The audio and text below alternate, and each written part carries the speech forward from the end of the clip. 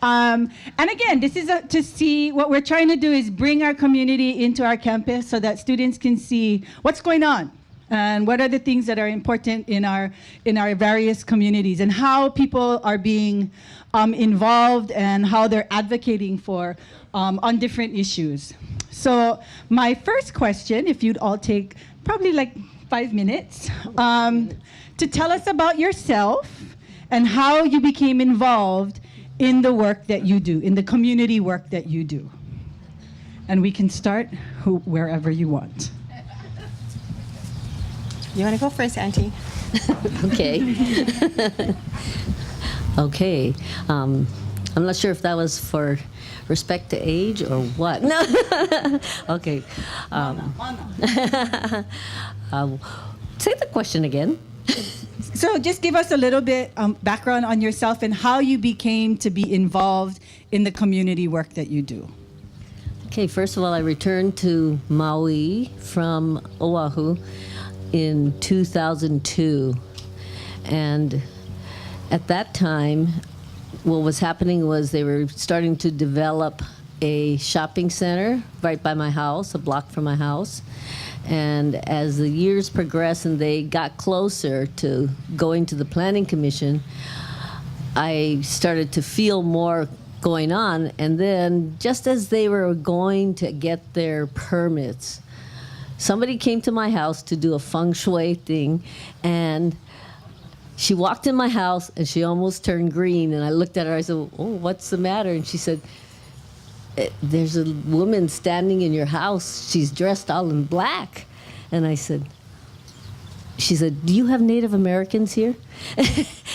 And I said, "No." And I knew at that moment that I had to go over to that shopping center that was being built to see what was happening.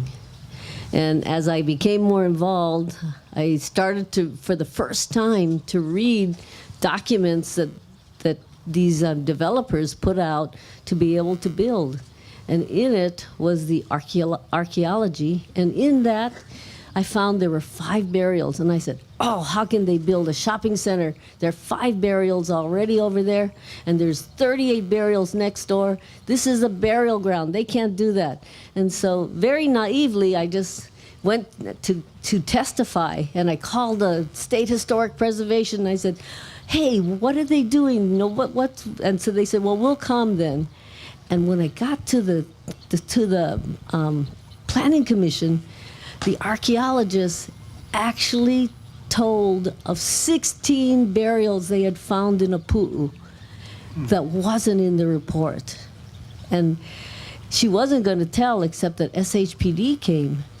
And that was my first introduction to the HEVA that's going on in development and the various ways they have to dismiss us as people, to dismiss our traditions, our values, and to dismiss the land itself as being important. Not as important as shopping center, not as important as building a house in a gated community, not as important as taking the water for something else. And that's where I started, and it's been a very eye-opening experience that all of you can also proceed forward, and I think to make a difference. I hope we'll have a chance to tell you more about that. Yeah. Mahalo.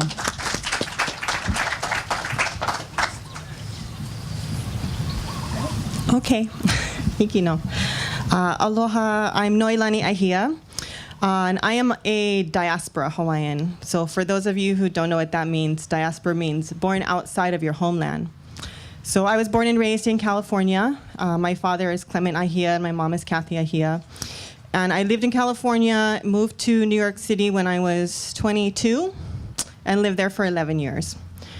I was just reflecting upon these questions this morning, and I was thinking about, should I say my full name or just my Hawaiian name? And I had this memory. My full name is Jennifer Noilani Ahia. And growing up in California, I used to get teased about my Hawaiian name. And I'd completely forgotten about it until I was reflecting this morning, and it brought up all kinds of emotion about how being in the diaspora, my whole focus was to try to not appear Hawaiian, not appear different, to be just like everybody else that I grew up around. Of course, I came home and I found out people here had the same experience. It's not just in the diaspora that people feel shame about their Kanaka identity. So anyways, in 2005, I was in graduate school for Chinese medicine. I'm an acupuncturist. And when I was in graduate school, I was invited up to a First Nations sweat lodge ceremony in upstate New York. So I went to that ceremony, and the woman who poured the lodge ended up becoming my Hanai mom later. But that first time I went in her lodge, my kupuna came to me. This is the first time that it ever happened. And they told me I needed to go home. And I was like, home? What are you talking about? I mean, I didn't even know what home was at that point. I was so disconnected from my Hawaiianness and from my heritage. So I finished grad school in 2008. April of 2008, I graduated, and May of 2008, I left to come home to Hawaii. So thank you. It's been 10 years since I've been home, and I reflect often about why I was called home. And I'm pretty sure it wasn't just to lay on the beach and drink Mai Tais or have some kind of big professional career and make lots of money. Clearly, my kupuna had a plan for me, and it unfolds on a regular daily basis through ho'ailona, through mana'o in my na'au, and through the relationships I make with other people in the community as I work towards reclaiming my Kanaka Maoli identity and remembering, putting back together all those pieces that got shattered in my dad's generation from that massive assimilation of Americanization. And just another quick thing, because I came home, I have this amazing blessing of learning about who I am that I never, ever probably would have reached out to look for had I stayed in California or New York. And I just recently found out that my great-grandfather, William Ahia, was part of the Wilcox Rebellion and was arrested in standing up to protect our nation and our queen. So I'm super proud of that. Nobody in my family knows that, except my sister, because she's into Mea Ike Hawaii as well. But our culture is so rich, and if we listen to our kupuna and we follow where they lead us, guarantee we're going to find out who we are and who we were and who we need to be going forward. Mahalo. Mahalo.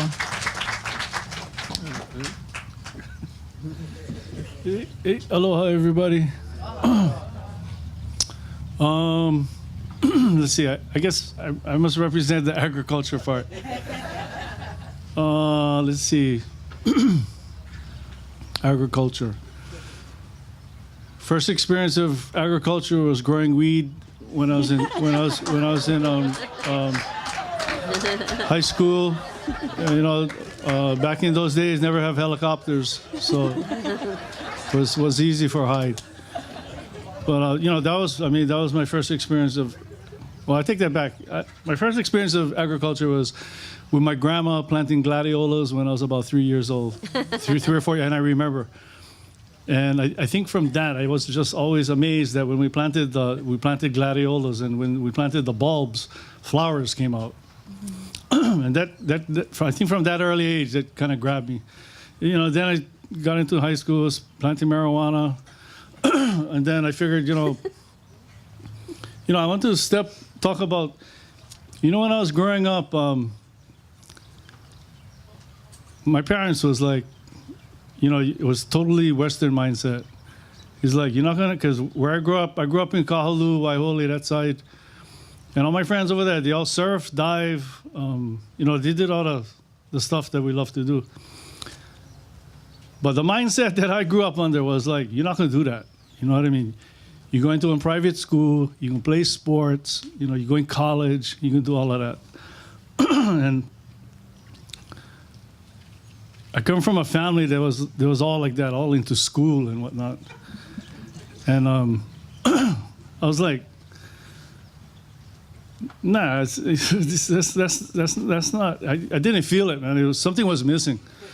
So always, I ran away from school. Went surfing, and diving, and all of that. But they kept on trying to send me to private schools, and I was like, oh, I never like do that. So I rebelled. So my, high school life was just a bunch of rebellion. I mean, just rebelling and trouble. But I say that it was really sad because I didn't know it at the time when I was growing up, what they was trying to steer me away from. And, I don't blame them. I guess maybe their parents or the circumstances at the time kind of had to no be Hawaiian, no talk Hawaiian and all of that. So I just rebelled against that because all my friends was Hawaiian. So, growing dope, then actually, even after I got out of high school, I just moved from island to island, and I just grew weed all over the islands. And then finally I came to Maui, and I was growing weed all over here, too, in the mountains. And then I got a job. I landed a job up at the University of Hawaii, at the Ag Research Station up in Kula. That was my first legit ag experience. But I worked up there for 20 years, and I was fortunate. I got to work with Dr. John Cho, who's a plant pathologist. And just so happened, you gotta realize, I was the only Hawaiian up there working up there with all Japanese. I mean, because up Kula, it's pretty much all Japanese families up there. So when the taro projects came out, they said, "Oh, you're the guy. You're the Hawaiian, so you can do the taro." So just from that time on, my friends at home back in Kaulu, Waiholi, all over there was all taro farmers, and there was all fishermen. So I never grew taro, and that's the last thing was on my mind. But then I moved over here, and anyway, just long story short, 20 years of doing research in taro. We tried to help an industry that was going down. I mean, all the lo'i guys, all the guys growing, wetland, there's getting problems with, all kind of problems with disease. So basically what we had to do is kind of go around the world, we gathered over 2,000 different taros from all over the place, from Burma, Nepal, I mean, just all over. And what we did was trying to identify things in taro that, we kind of did what they call genetic fingerprinting. You break it down, the DNA and all that. And then what we did was isolate markers. So we're trying to look for the things that we can put in our Hawaiian taros so that they can survive. So we did that for a long time. It's a long process. It's basically GMO, but it's the natural progression in GMO. In other words, take a long time to get one desired result. So, again, long story short, we developed a couple varieties that basically saved the taro industry. Hanalei, they pretty much planting one variety called a number 6. That's a hybrid. We didn't even have names for the taros, but it was a cross between a Hawaiian and some foreign breeds that we brought in. So my expertise is really in the taro. I was just at the right place at the right time to learn all about this kind of stuff. So we genetically fingerprinted all the different taros from all over the world, and plus I had to eat them all. So I ate choke taros, all kind of taros. But I gotta say this: after eating all those taros, the Hawaiian taros, the Hawaiian varieties, was far superior. I mean, our kupunas, they took them to another level. And if you had the chance to try all the different taros, you would understand what I mean. So yeah, I was doing the research, and on the same time I was working up at Kula, I was planting taro on the side. Well, I got hooked. And then ever since that, I started many years ago, I never stopped.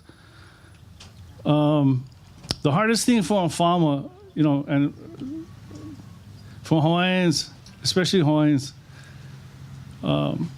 is no more land. Because I went bouncing around this island in all kind of places, all over here. I mean, even where the airport stay now, I used to plant taro all over there. It used to be all taro. I used to plant all taro over there. Costco, all over there. But Maliko, Pulehu, freaking all over the place.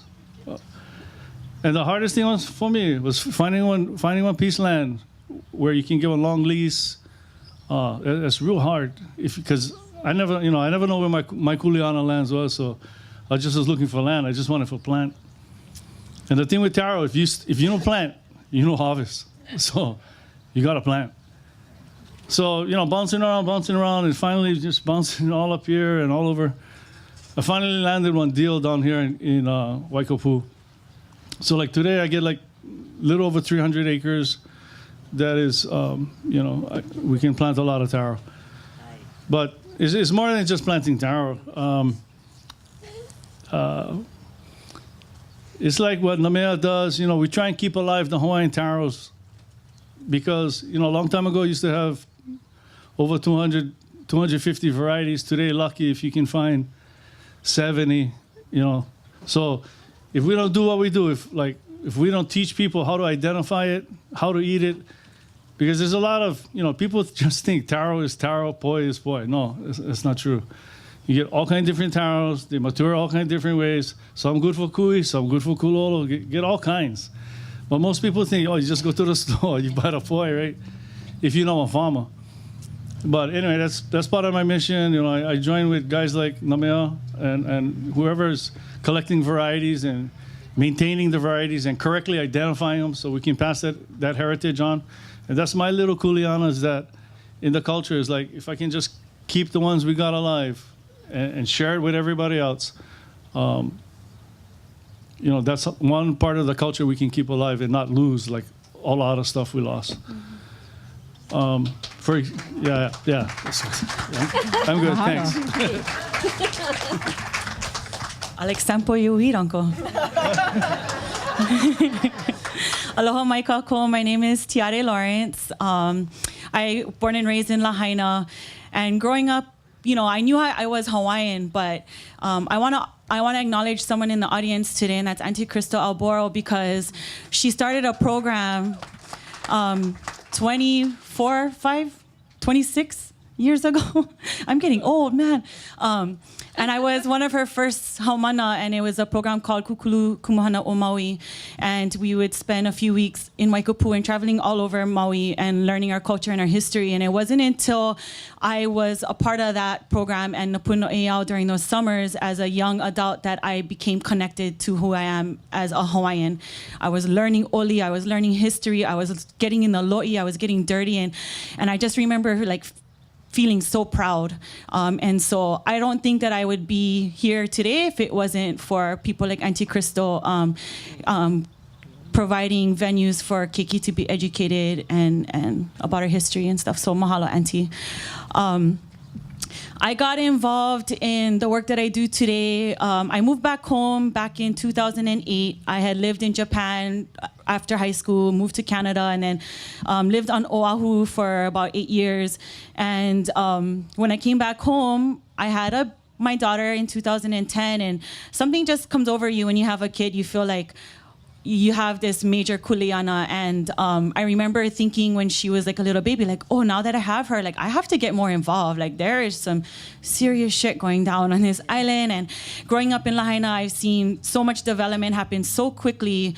We didn't have flowing streams and stuff, and so that really inspired a lot of the work that I do today. And there was a development on the table that started back in 2004. It was the Oluwalu town development, and when they first started this development, it was going to be this small little tiny development, like 60 homes, and then it morphed into a gigantic 2,300 home development. And they had pretty much gotten all of their approvals, everything they needed, and I believe the meeting was in 2012 or 2013. I know, I got so lost, but it morphed into this huge project, and there was one last opportunity for us to shut it down, and that was at the State Land Use Commission. And I just, our ohana is from there, and my auntie that passed away, Mama Titi, like she was such a important person to me, and I just remember thinking like, I got to get involved for her. I got to get involved for my kids. I got to get involved for our ohana. And so I started calling people in my family like, hey, you guys, we got to show up. Like,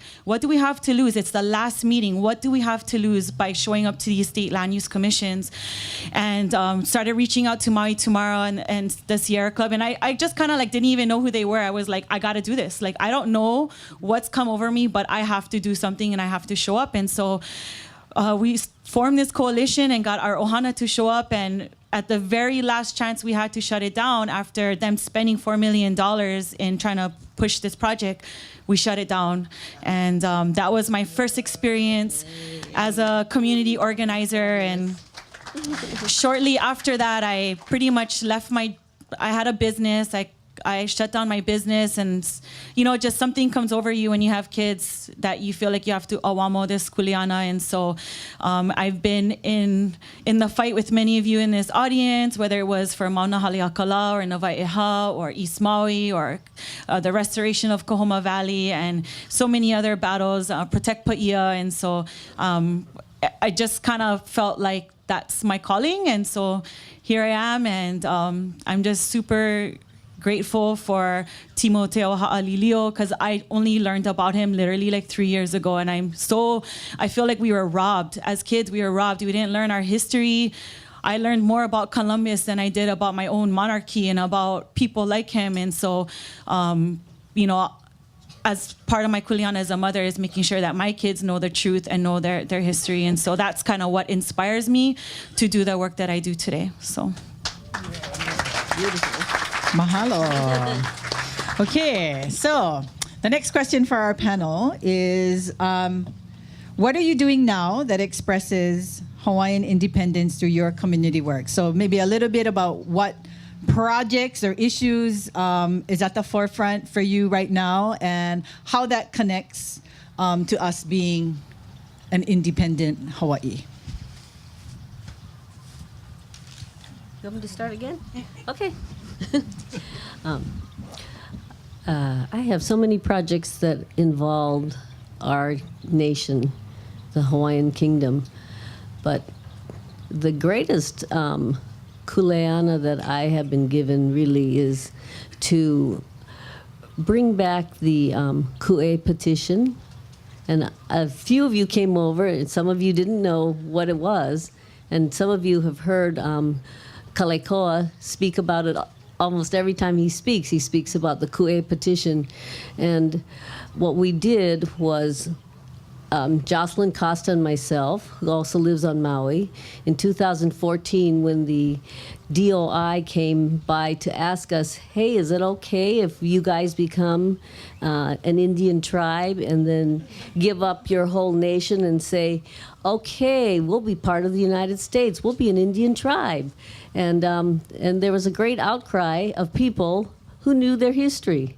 And we said, we can't let this stop. We will not let this stop. And so we went forward with the Kūʻokoʻa petition, and many different groups have signed the Kūʻokoʻa petition in different forms, but we decided that we would continue the Kūʻokoʻa petition of 1897. It is the petition that actually stopped the only legal annexation attempt by the United States. And it was done, a lot of it was started by the women of the kingdom. The Queen was in Washington when the bill went onto the Senate floor, and she wrote back and said, you must make a petition because we need to stop this bill, and they only need 2 more votes to make it, to have enough people to turn this into a law.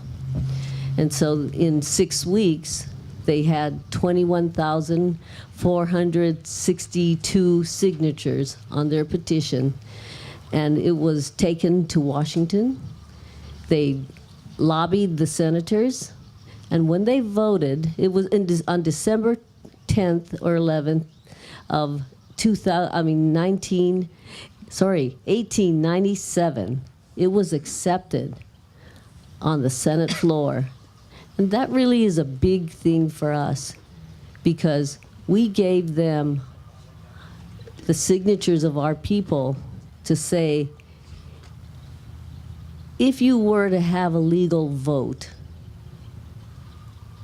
as you would have to do to take another country, this is what we say. We say we protest any annexation of these islands to the United States.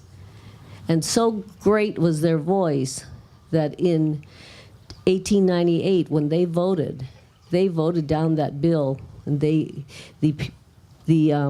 movement of the Hui Aloha Aina was able to get 20 senators to change their votes. And we continue to sign this petition today because our protest is continuous. This is an occupation. They never took our country.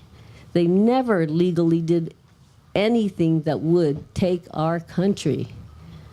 So we continue the protest, and what has happened with the continuation that we have done is we have gotten to witness generations, old and very young, finding their kupuna who signed this document at a time when everybody was so clear, no, no, no United States in this country. And they feel their kupuna when they see that signature, and they feel the connection back to that time when we were so clear that we are an independent country, and we are the Hawaiian Kingdom. And that is one of the greatest things I've been able to do.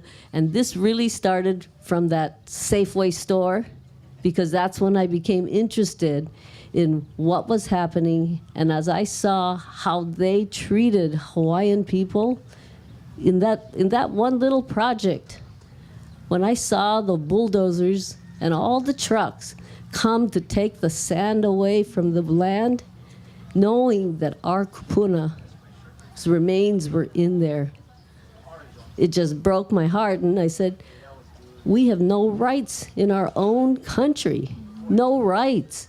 And this is where my advocacy started, and it has continued through the sand dunes. And I'm so glad that Noelani has come back home and was called so strongly here, because the next generation must come forward. Because if the next generation does not care, then when we are gone, why save it, right? Why save it? We might as well have Walmarts all over.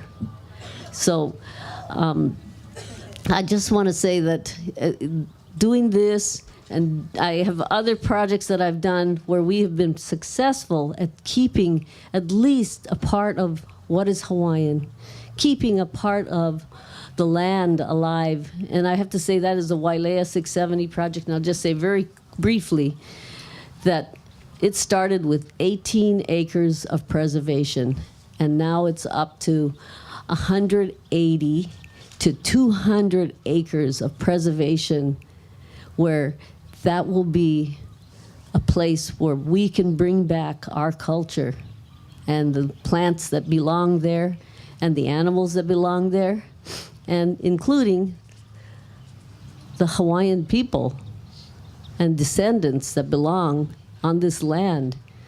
So, I would say that you should never think anything that you want to do is too small. The most important thing is that you act. And sometimes, even if you don't even think of acting, you will be told to act, and you will have no choice. So you should get out there and move whenever you have the thought to do something for this beautiful kingdom of ours. Thank you. Mahalo.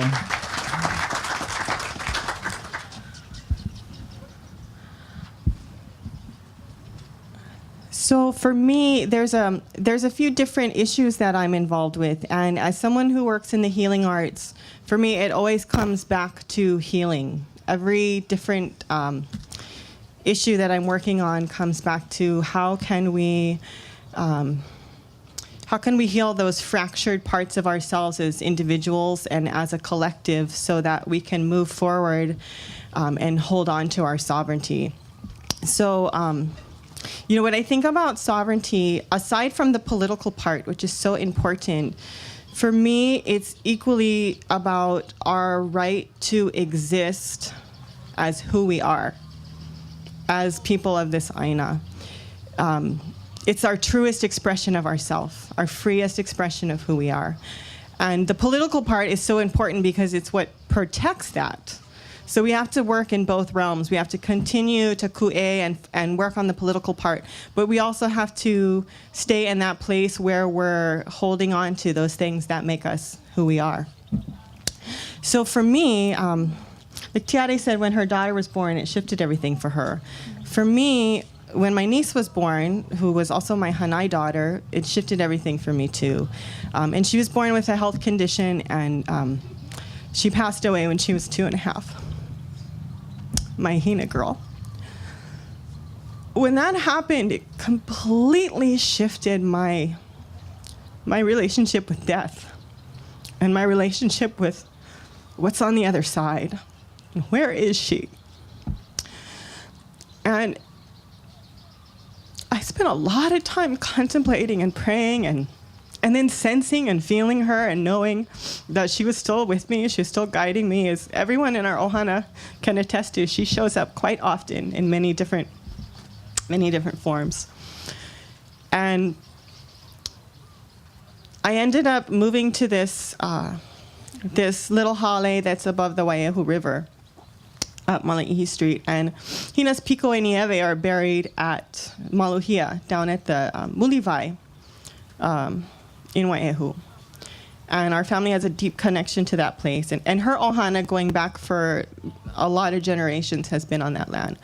So I started getting active when I found out that the county had purchased that property, even though it was Kuleana land. So I started helping the family advocate in that way. And then after I moved to this place above the Waiahu River, I literally, the day before I moved in there, I said, if I live here, I'm going to be able to hear the kupuna better. I just know it. So I moved in on a Sunday, and Monday morning was the first day of sign waving for sand mining and iwi kupuna. And up until that point, I had no idea what was going on. I really was clueless about that issue. But something inside me was like, you have to go. Just get out of bed and go. So I went. And I never stopped going. I've been going for 1.5 years now to go advocate. And, I think it was maybe the third day Auntie Clara started talking about the kupuna who were in the Battle of Kakanilua and what that family line was. And she said the family name, and I said, wait, I think that might be my ohana, but I really don't know my genealogy that well. So I went home that day, I opened this book that my auntie gave me, and all of a sudden the names popped off the page. And it was like an arrow going, oh, that's your kupuna who's over there. No wonder. So again, the kupuna are showing me where to go, what to do. Part of doing community activism, I don't even really feel like an activist. I just feel like I just wake up and show up and do what I feel like I need to do. But in that process of engaging is where we can learn about our history if we've been disconnected. We can go reconnect to the places. We can plug in to the lo'i. We can be in the place where our ancestors, iwi kupuna, rest so we can hear them better and we can comfort them in return. We can have pilina with them again. And so in this process of just being woken up to these issues, for me, my whole life is unfolding in ways that I never could have imagined. I never could have learned this in a book. I had to actually wake up, show up. I never thought 20 years ago I'd be standing on the street corner with signs every morning. Like, that was not my big dream for my life. But I love it because I get to meet amazing people who are also doing the same kind of work, who believe that our kupuna, caring for our kupuna is part of our path to sovereignty because it makes us who we are as Kanaka Maoli. And if we ignore them, sorry, but we're not Kanaka Maoli. Thank you. I just want to tell you one more quick story. Sorry. This was on my mind so much this morning. As this morning, I wasn't really sure how this was going to go, so I made some poster boards with pictures of what we're doing with the EV protectors. In case anyone wants later, you can come look at my cute little picture boards. But I'm like putting the pictures on, and I had this memory of my father. When he was in his 40s or 50s, he went back to school to junior college to study music theory. And my father never got to have a formal education past high school. And he didn't know how to use a typewriter, and he didn't know how to use a computer. So he had to make do a report for his class. And so he took 3x5 note cards, and he wrote all the information on these 3x5 note cards. And then he took Elmer's glue, and he glued them to the paper. And then he punched holes, and he put them in a notebook. And he came to me, and he said, "Do you think this is okay?" And even back then, I just wanted to cry because I thought, it's the best thing ever, because this came from your heart, and you used what you knew, and you didn't let not knowing all those other things stop you. So this morning when I was making my little pictures, I just kept thinking, start with where you're at. Start with where you're at. Do what you know until you know more, and keep learning. And so that's all I have to say about that. Thank you. Mahalo. Bobby? Let's see.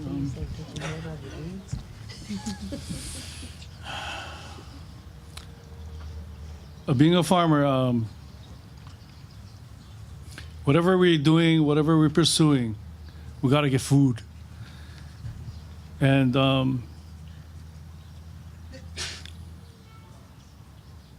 me and like Hanale Koleato, we're on a mission, and I think the mission that we're on is kind of a broad mission, but we're taking it one step at a time. And our mission is to feed a nation. As you guys know, we bring in 90% of the food that we sustain life. That's unacceptable. You got to realize that our kupunas long time ago, we were isolated in the middle of the ocean, but yet we fed hundreds of thousands of people with no drawbacks on the environment and all of that. So whether it can be done, that's not a question, because it was done. They already proved it. So our deal is to feed a nation, to feed the lahui.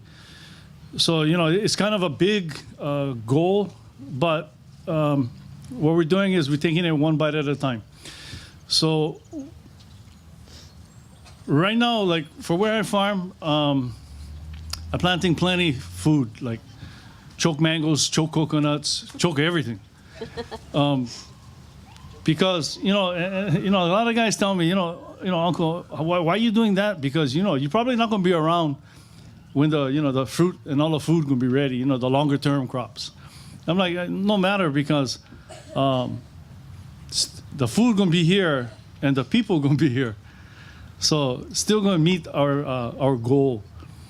So the first thing we're doing right now is what I'm working on is I'm trying to get fruit, because like, for example, I get about like 500 mango trees.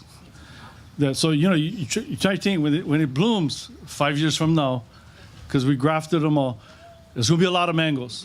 So the deal is, okay, what you gonna do with all the mangoes? Okay, our deal is, remember, we're trying to feed a nation. So what I'm trying to do is get fresh fruit to our school kids, the kids in school.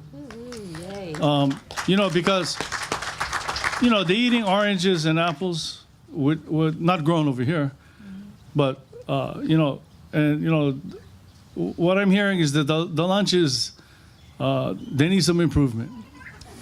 So I figure, if I can, just like, right now I'm in stages of creating legislation so that we can get legislators to speed dial this process. In other words, right now, for me, if I get 1 million pounds of mangoes, I cannot take them to the school. Okay, so I need legislation to quick track this thing. Don't make it hard for the farmer. You know what I mean? I got all this food, and on top of that, I'm not going to even charge you. This is going to be like no charge. So because of this, I know the politicians are going to be on this. They're going to like this because it's going to make them look good. It's less money for everybody. So the question is, I can grow like freaking 50 acres of bananas. That's a lot of bananas, but it's not enough. But I tell you what, I probably can feed the kids at Kahului Elementary School, maybe a couple elementary schools, guaranteed. But all I need from our government is to make it easy. You know, don't give me all this red tape, this bureaucratic red tape when, you know what I mean? I got fresh food here and all this bureaucracy is in between me and the kids on feeding them. I think that's BS, okay? So on the legislative level, that's where we're going. We're trying to get these guys to speed dial it, make it easy for the farmer to get it out to the schools. And that's where we want to start. Yeah, the nation. Well, the schools is part of the nation. Next we want to go to the hospitals, to the prisons, wherever. You know what I mean? So this is a great idea, but people always tell me this. How are you going to do the cost of production? Okay? Well, believe it or not, there's models out there that we can actually have people who have money to invest in this type of programs. It's all about tax credits and tax write-offs and all of this. But when you understand the corporate world and identifying the players who can become a part of this, they're out there. They don't even know it. But it's just a matter of collaborating with the community and pushing legislation so that we can have these guys, you know, all these guys come to Maui, they get plenty of money. But you know what? They need to put money. If they want to, you know, they all want to be Pono. All these guys with money, they come over here, they want to do something for the community. They want to look good. And you know what? I say, let's take advantage of it. Let's take advantage of all these guys. These guys, they come over here to Maui. They get corporations. They get companies making millions of profits. Okay? These are the kind of guys we got to tap. Because these are the kind of guys get finance the cost of production, where we can get food straight to the schools and to our people, okay, at no cost. So everybody's a win, because you know what? These guys are going to write this off as a write-off against their profits, so no skin off their back. The community gets fresh fruit. The legislators are going to be happy because they don't have to do budget for send money to the DOE for this amount of. It takes just a little initiative, and the model. I really want to push the model, because for me, I'm lucky because the way I farm, I sort of got not sort of. I got better you guys. I got guys that fund everything. Why? Because they're in the profit. You know, they can write things off. You know, it can happen because I'm the living proof. The other thing is, one more thing. For me, you gotta produce kalo. Okay, it's like that's a no-brainer. And all of us need to produce kalo. I don't like sell nobody poi, and I don't like sell nobody kalo. I rather give you one piece of land and tell you and show you how you can grow enough kalo. I don't care if you give a family of 10. You can eat taro every day. You can eat poi every day, 365 days a year. But somebody gotta just show you how to do them. Anyway, that's the kind of stuff I work. You know, that's what I'm about. Another thing that I'm pushing strong on is like, you know, taking a look at a bunch of forms of land trust, because the problem is we no more land. Okay, but got plenty land, but we don't have access to it. So the deal is to make models so the rich can write off the taxes and then put their land in a land trust, therefore making it affordable for us to farm. Yeah, because I guarantee you, if I have like 30 acres and I break that 30 acres down into 120 parcels, guarantee I can teach my family how to do it, because everybody's busy. Everybody got no more time and not a lot of money. But there's systems where you can do it, where you don't have to come to the farm. You can come to the farm like once or twice a week and not even hardly do anything, but yet still grow kalo, and you still can make poi and kalo, and you can eat that all year round. Because food, man, I don't care where we're going. Our people need food, and the security is not there. And the state government is giving us not even 1%, not 0.5%, but 0.37%. Okay, that goes to ag. Oh, wow. I'm just telling you guys right now, no depend on the government. That is out. You can wait for the government. I mean, you take advantage of all the federal monies out there. You know, I can show you how to do all of that. And, you know, and that's why I'm here, because to teach guys how to go get land, long term, how to secure water security, how to get financing, and then mentorship, teach you how to do it. And that's how we're going to feed our people. We got to get them back to the land, man. Our people, the people got cut off, got severed. So that's why we're not in touch. And that's where our people need to get in touch. And you know, I tell you what, I get land down there, I'm looking for Hawaiians to come farm. Okay, I mean, like, bro, come talk to me. Come farm. But the problem is, to get one farmer to farm, he got to make one living, okay, to sustain his family and his lifestyle. And you can do it, but it's going to take a commitment. But if I can just teach you how to farm your own on a small place, no matter how busy you are, on a small piece of land like this tent right here, guarantee you be eating a lot of poi. So yeah, that's where I'm at. I'm all about trying to secure food for the lahui and hopefully, you know, create models that other people around the islands can pursue, and we can all do this, and we can get our people eating poi again, and not being a luxury item where only the time we eat poi is when we go party. You know, that's out. So anyway, that's what my mission. Mahalo nui. So the question was, what are you doing now that expresses Hawaiian independence through community work? This project of many of us, it's Project Kahoma.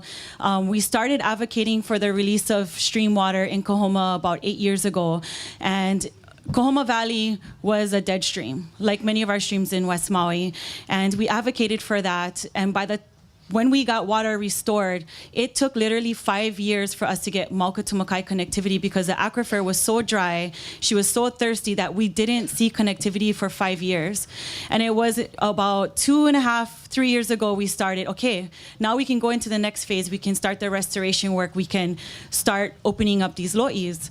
And so over the past 3 years, I've been organizing community work days. But the beauty of Kahoma, and I'll get back to our project, is that Kahoma can be a template of resilience and what restoration can look like statewide, because we basically took a dead stream that had no life that is now thriving with life. We now have all 5 of the native o'opu species in our stream. And back in the 80s when they did an EIS for the flood channel, they basically said the chances of water ever being restored is unlikely because the hotels in Ka'anapali are going to need the water, and then on. And so in that EIS, basically we're proving them wrong. And so I'm hoping that Kahoma can be a template that other communities statewide can use. And so last year, we held many community work days. And I have to tell you that when Maui Akama came last year, a program that's through UH Maui came last year, it was after they left. And some of you are here today. After they left, we looked at each other and we're like, oh, bruh, we might be able to plant kalo by the end of this year. And it just started to come to life. And that day we had found the ulu tree, and it was basically almost dead. And now this ulu tree is like taking off. And so mahalo UH Maui and mahalo Maui Akama for coming to Kahoma. But since then, so we thought, okay, by the end of last year, we're going to plant kalo. Well, we planted 6 months early on July 30th of last year. And just a few months ago, we did our first harvest. And so when we talk about independence, I think of ea, I think of sovereignty, independence, life, and breath. And through the work that we're doing in Kahoma, I feel like a way that I can contribute to our independence is to bring life back to the land. And let us not forget that famous quote, and you see his face on the shirts today with Lilio is King Kauikeaoli, who this famous quote was "Ua mau ke eo o ka aina I ka pono." And so that's how I feel that through the community work that I'm doing, that I can bring a sense of independence to our people. When we talk about sovereignty, I like to think about food sovereignty. Like Uncle's kuleana, he's taking that kuleana to put food on our table. I feel like the restoration of Kahoma Valley is a way that I'm bringing food sovereignty to our people, but also building a connection for our keiki, a place where they can come and be connected to their place. And so it's just something that I'm very passionate about. Kahoma's kind of been our baby, and if you ever get a chance and would like to join in one of our community work days, I invite you to come. And for me, in the capacity that I am at, is my community organizing, I feel, is a way that I can bring ea to our people. Beautiful. Mahalo. Okay, our last question really is focusing on the future. What do you think you will do, or what do you think our students in the audience can do, our community can do to help to advocate for the things that you're doing presently, and also how does that connect to the idea of ea and Kūʻokoʻa? You ready? You want to go first? Go ahead. I'm not ready. Oh, okay.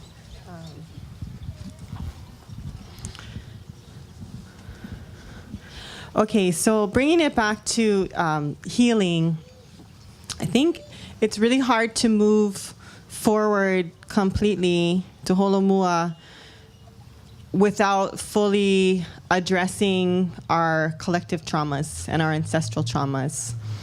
So, there's a lot of division in our community, and there's a lot of infighting, and there's a lot of just stuff that's not so nice, but it's to be expected, given all the trauma that each of us and our families and our kupuna have been through. So I think, events like this and places where we can just speak the truth and we can speak honestly about our experiences and what it means to be who we are a big part of that. Any community building that allows everybody to be who they are and have a sense of safety around that, I think is really, really important. So that being said, all of the things that everybody up here is doing, more of that, please. Get in the lo'i. I planted my first kalo this year. I really didn't know what I was doing, but somebody gave me huli, and I planted it. So I sing to it every day, and I'm trying to malama as best I can, but again, start with where you're at and start with what you have, and at the same time keep learning, keep growing, keep coming to this college, to these events. Most everything that I learned about the politics of Hawaii, I learned just as a community member from coming when you guys have events. I'd show up and listen to you guys speak, or Andre, or Noi Goodyear Kaupua, and Uncle Walter Riddy was here. Whoever was there to shed ike and give knowledge, I would just soak it in. And there's so much Ike Hawaii that we still don't even know, because those newspapers aren't even fully translated, right? So there's so much opportunity to learn. So I think part of sovereignty is reclaiming who we are, healing from what we've been through. So even Western science acknowledges ancestral trauma. It gets passed down in our DNA. Now I think they're saying it's up to 14 generations you carry memories of your ancestors. So we not only carry their traumas, but we carry their ike, and we carry their mana'o. So every time we get in the lo'i, every time we go to the sand dunes just to be near our kupuna, we wake up those pieces of our genetic memory, and that na'au that's already inside of us. It's remembering and putting back together those things that were stolen from us, really, because of occupation and colonization. So I would say we got to keep going with what we're doing, because there's a lot of really powerful movement out there. There's a lot of people waking up. If you want to know how to get more involved, just talk to any one of us or all the people out here. Don't be afraid to reach out. Don't be afraid to make mistakes. When you make mistakes, just apologize and move on. It happens. We're all learning. We're all trying to figure this out together. And I think I'm rambling now. Okay, that's all. Thank you. What's the question? Oh, the question was, how do you see us, yourself, community Lahui, expressing Hawaiian independence in the future? Oh, most definitely by planting kalo. I mean, independence, I mean, right? If we plant our own food, that's a big part of being independent. Especially especially our staples.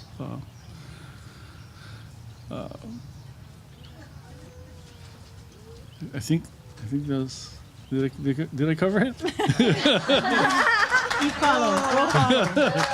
I think that was it. Want to go next, Auntie, or? Okay. Well, maybe I might ramble on in this one, but I think there are many ways where we can express our independence, but I think one way that we need to focus on moving forward in the future is living sustainable and teaching those values to our keiki, teaching our kids how to eat aipono and to support local, and because we're so, like Uncle had mentioned earlier, we're importing 90% of our food. How are we going to reclaim our independence when we cannot feed ourselves? And so I think that we need, as a people, we need to shift the way we think and start thinking locally, start thinking about sustainability. And also, you know, as a community organizer, I'm always trying to get people engaged, inspired, and motivated to get involved in the work that we're doing. So I would speak to community engagement, whether it's in education or restoration or showing up to community meetings, just taking the time, like, you know, Uncle had mentioned earlier, we're so busy working and trying to survive, but if we all collectively took a little bit of time every week or every month for the betterment of our people, I think collectively we can make this place a better place for our future generation if we're speaking to the future. So I would just encourage people to start getting more engaged in your community, you know, whether it's learning Olelo Hawaiʻi or joining hula halau, or, you know, learning the history of our people. Being civically engaged is really critically important. And I'll speak to that for a second too, is that moving forward, what good will independence be if we don't have, if our waters are poisoned and our soil is lepo? So I would encourage everybody that to work the inside and the outside. You know, this system doesn't really work for us. So we kind of have a kuleana to future generations to continue to pound from the outside, and as well as try to get in on the inside. And so I want to speak to that personally, because I think in order for our kids to have something worth having when our kingdom is restored is the basic necessities: vai, land, clean air, and so just community engagement. Mahalo. So I want to say that I was once told that the most important thing that I do, besides all the different things, lugging books around, flying here and there to try to bring our lahui together, is to hold the dream. To hold the dream and to see the success of what we're doing. It's like in the sand dunes, to see and feel that we are successful. They will respect our people. They will respect our Hawaiian culture. They will and are going to stop sand mining. And so far, it's been over a year that there's not been any sand mining for the first time in decades. And although, you know, our path is not entirely finished, it stopped for 2 years, you know, almost 2 years. It stopped. Never happened against the big corporations. But we hold this so strongly within ourselves, or I do within myself every day, to see our kupuna smiling, knowing that we came to hear their cries, that we needed to come forward, we needed to come up and advocate for not only them, but for our culture, for our country, for the Aina. And if we could all collectively do this same vision, I've never seen the sovereignty movement move so much as it has in the last 2 years. And more people becoming educated, but also believing. As Pokalainui said, I think he was the first person to get someone off of a serious case charge in with the legal system. I think it might have been murder, with the right of a Kanaka in this place to be tried by his own laws, to stop the jurisdiction. He said, we need to start dreaming again. We need to start dreaming again.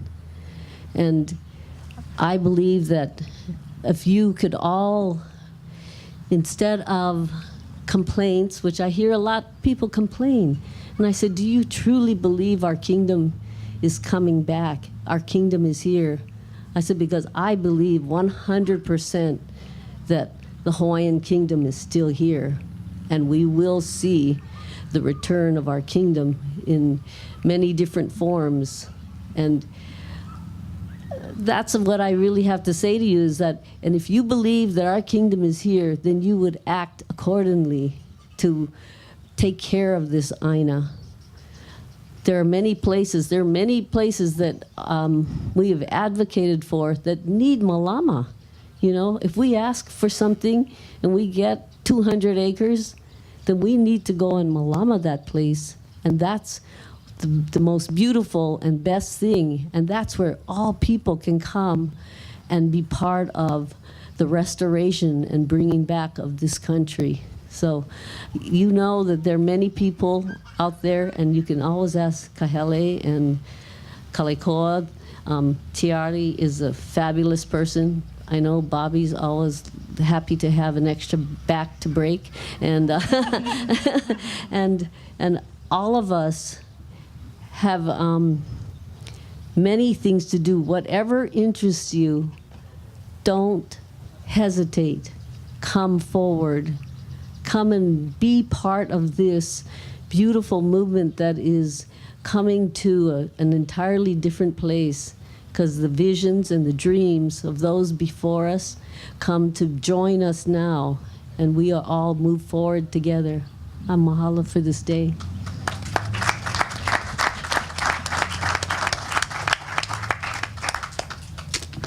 Mahalo nui. Okay, so we have time for a couple of questions from the audience. If anybody would like to ask any of the panelists a question, clarification. Anybody? Curran.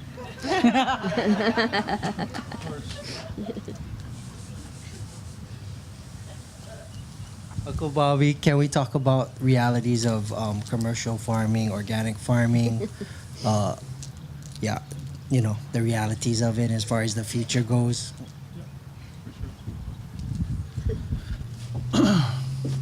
Future of farming.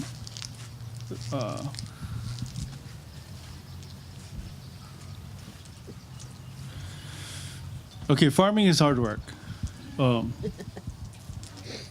It's not for everybody. But for those who want to pursue it, I would suggest you talk to a lot of guys that have gone before you. Like me. Organic farming. I recently just came organic. I'm a totally natural organic farmer. Not long, maybe 8 months. I was like a conventional farmer for a long time. But Curran, if you wanted to be a commercial cattle farmer, you can do it. Okay, you're going to experience the same thing everybody else experienced. You got to find land security, because you need land security so you can go get the capital to get the money. Okay, then you need somebody to kind of show you the ropes, right? And then you need water security. If you got those components, pretty much you can succeed. And the deal about farming, all farmers, it's hard to make a living off of just growing the product. But in this day and age, you gotta start thinking about doing one value-added product. Like, for example, if you're gonna grow kalo, you better start thinking about maybe you're gonna make poi, maybe some kulolo, or maybe some chips or whatever. Because you gotta start thinking, I'm not gonna grow kalo and I'm just gonna make. You can, don't get me wrong, you can, but you wanna improve your chances of creating a greater profit by doing value-added. What we're doing, we're at a farm right now down here in the Waikapu, in the old sugar lands. Okay, that land was farmed 144 years corporately. 144 years corporately in sugarcane or pineapple. Okay, so when you do monocropping like that for that long, just soil going south. Okay, so for me to go down there, it's like, okay, now, I'm doing organic stuff. My whole deal is to build biology in the soil, bring the life back to the soil. So really, when you plant, you shouldn't be having you shouldn't have to put fertilizers. Okay, you put fertilizers because your soil dead. Get no more life in your soil. So now what? Because my soil dead, I got to put fertilizers, and organic fertilizers, and we're creating natural solutions and all of that. But yeah, for a young family, I would say you can do it. I would strongly suggest hooking up with somebody. If you're a lo'i farmer, hook up with somebody who does lo'i. If you're doing mala, then hook up with somebody who's going to do mala. And I think that is probably the most important one. And you cannot do it, especially commercially. If you like doing commercially, you got to get enough land. You got to get enough capitalization. And you can do it. There's ways. I can show a guy who knows no money how to succeed. And that's my goal, man. I want to be able to take somebody who got no money, no knowledge, no nothing. Okay, but if he tells me, Uncle, I like grow kalo. I don't know what I'm doing. I no more money. I no more nothing. Guarantee you, I can help you do it and succeed at it. Yeah. So there is a future for sure. Mahalo. Any other questions for our panelists?